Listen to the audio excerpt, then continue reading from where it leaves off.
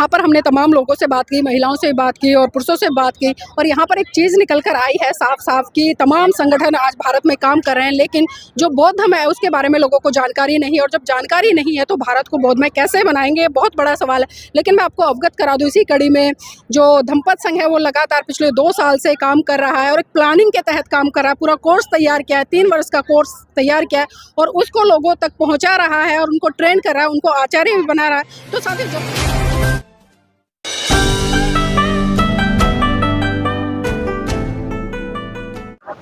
नमस्कार, आप देख रहे हैं एनबी न्यूज़ 24/7 नीलम बौद्ध के साथ। और साथियों, आज हम दिल्ली के मिलेनियम पार्क में, जहां पर कि आज आप देख पा रहे होंगे तमाम लोग यहां पर आए हैं, महिलाएं भी हैं, बच्चे भी हैं, पुरुष भी हैं और लगातार हर व्यक्ति एक दूसरे के साथ में चर्चा कर रहा है। बहुत सारे लोग हमें खाना खाते दिखाई दे रहे हैं। तो आइए हम यहाँ पर एक सर्वे करने का प्रयास करेंगे और जानना चाहेंगे कि लोग जो आज बौद्ध धर्म की बातें करते हैं वो बौद्ध धर्म को कितना समझते हैं, कितना नहीं समझते। आदरणीय जी, नाम क्या आपका? शशि। शशि जी, कहाँ से आए हैं? हम आए द्वारका से। द्वारका से आए हैं। तो बात जानना चाहूंगी, क्या बौद्ध है? हाँ, बौद्ध है। बौद्ध धर्म क्या है मैडम, थोड़ा इसके बारे में बता पाएंगे?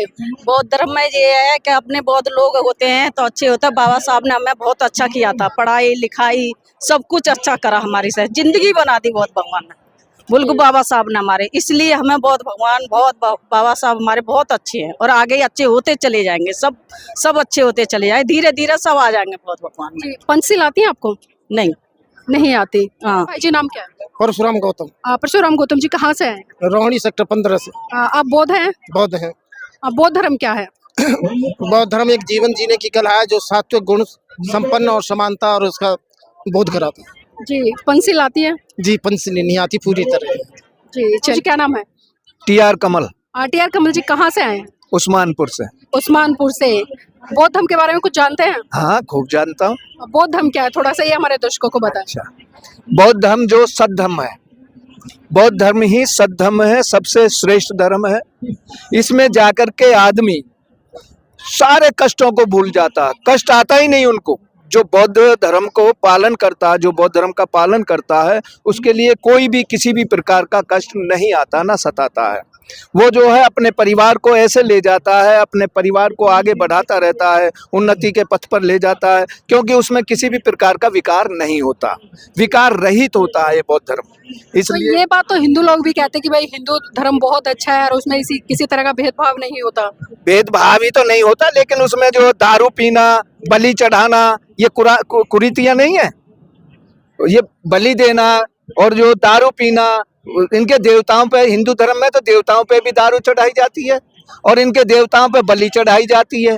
तो उस जिसको हम कुरीति कहते हैं उसको ये अच्छा मानते हैं। बौद्ध धर्म जो होता है वो इसलिए श्रेष्ठ होता है। तो धम्म को तथागत बुद्ध ने किस तरह से डिफाइन किया, थोड़ा सा इसको बताएं बाबूजी।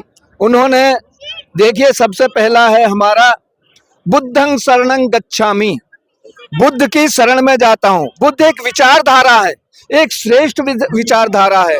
डेफिनेशन दिया, मैं उसकी बात करूं बाबूजी। सुनिए, बुद्ध एक श्रेष्ठ विचारधारा है, एक ऐसी विचारधारा है जो सबको एक समान बनाता है, सबको एक समान अधिकार देता है, सबको एक जैसा समझता है, किसी भी प्रकार का भेदभाव नहीं होता, वो बौद्ध धर्म होता है।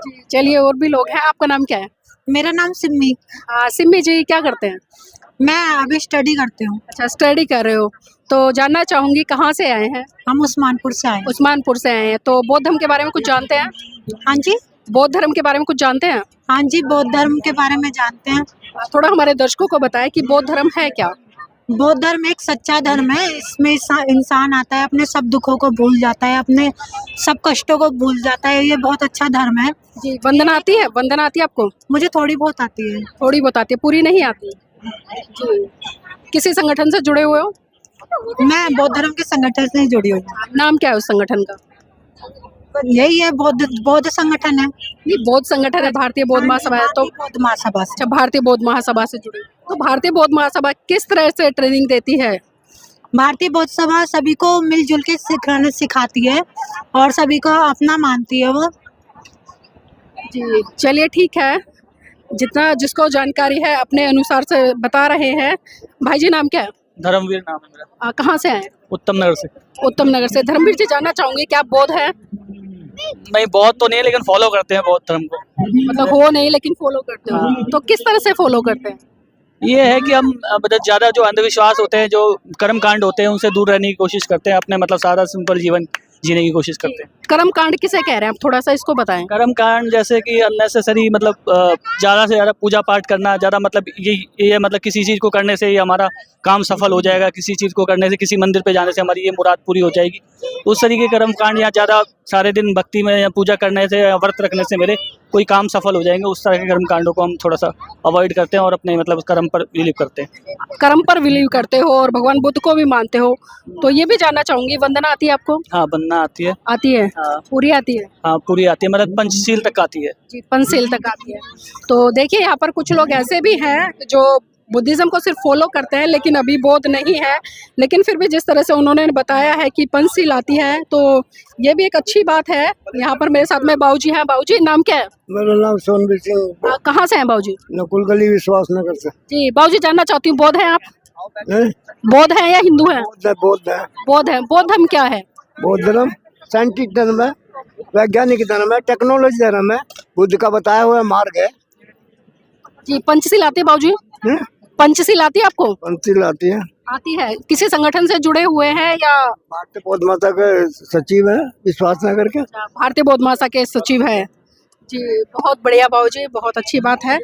यहाँ पर कुछ महिलाएं भी बैठी हैं, खाना खा रही हैं, उनसे भी जुड़ूंगी मैं। आपका नाम क्या है? चंचल, कहाँ से आए हो? वैष्णो नगर से। अच्छा चंचल जी, पहले ये बताएं हमारे दर्शकों को कि आप बौद्ध हैं या हिंदू हैं? मैं हिंदू हूँ, लेकिन बौद्ध मेरे फादर हैं। अच्छा, बौद्ध आपके फादर हैं, बेटी हिंदू है, तो ये घालमेल कैसे है कि घर में? नहीं, वो मेरी शादी होने के बाद हुआ है, वरना पापा बौद्धिस्ट है, तो मैं बौद्धिस्ट तरफ से थी पहले। जी, ये तो हुआ। अभी हिंदू परिवार में आए हैं आप। हाँ। तो हिंदू परिवार में आकर किस तरह से मैनेज करें, कोई रोक टोक तो नहीं करते? नहीं, कुछ भी नहीं, सब कुछ मैनेज है। बौद्ध को भी मैनेज करते हैं, पापा के यहाँ पे जाके, यहाँ पे अपने मम्मी के यहाँ पे भी मैनेज करते हैं। जी, तो धर्म क्या है, थोड़ा सा ये बताएं जो बौद्ध धर्म है। बौद्ध धर्म अच्छा धर्म है, ये है लोगों को जानने का मौका मिला यहाँ पे आने के बाद, और शिक्षा को लेके जाएंगे तो बहुत ही अच्छी चीजें हैं इसके अंदर। पंचशील आती है आपको? नहीं, मुझे पंचशील नहीं आती। किसी संगठन से जुड़े हुए हैं? नो। जी चलिए, ठीक है। तो देखिए जिस तरह से अभी हमने बात की, क्योंकि इनके पिताजी भी यहाँ पर आए हैं, थोड़ा सा उनसे जुड़ने का प्रयास करेंगे, उसके बाद में मैं आगे थोड़ा चर्चा बढ़ाऊंगी। सर, नाम क्या है? डॉक्टर केहर सिंह। डॉक्टर केहर सिंह जी, अभी आपकी बेटी से बात की है हमने, आप बौद्ध हो और बेटी गई है हिंदू परिवार में, तो कैसे तालमेल बैठाया? देखो, लड़का लड़की का अपना हिसाब होता है, जी। इस तरीके से किया। तो कोई समस्या तो नहीं आई? नहीं, कोई समस्या नहीं आई, वैसे बौद्ध रीति से ही है ये भी शादी। अच्छा, शादी बौद्ध धर्म से ही की है। हाँ। तो बौद्ध धर्म है क्या बाबूजी, थोड़ा सा इस पर प्रकाश डालें। बौद्ध धर्म में यह समानता है, कोई किसी भी जाति का हो, कोई भेदभाव नहीं है उसमें, असलियत समानता है। जी, किसी संगठन से जुड़े हुए हैं आप? Communist Party of India. अच्छा, Communist Party of India. Panchsheel आती है आपको? पंचशील। तो सर ये भी जानना चाहूंगी, जिस तरह से आपने बताया कि हिंदू परिवार में लड़की गई है, तो किस तरह से बेटी को तैयार किया गया है आपने कि वहां पर जाकर वो बुद्धिज्म का प्रचार प्रसार करें? मेरे यहाँ से खुलेआम ये है कि हम जो है किसी देवी देवता को या किसी उसको नहीं मानते। मैंने अपने बच्चों को यही कहा है कि देवी देवताओं में कुछ नहीं रखा है, जो कुछ है, तुम अपना शरीर स्वस्थ है तो तुम सब स्वस्थ हो, खा सकते हो, कमा सकते हो, पढ़ सकते हो, लिख सकते हो। अगर शरीर ठीक नहीं है आपका तो कुछ नहीं है, इसलिए देवी देवताओं से दूर रहने की बात करो। तो कोई भी परिवार हो, जब हिंदू उसमें जाएगा तो उसे परिवर्तित करने में कुछ समय लगेगा।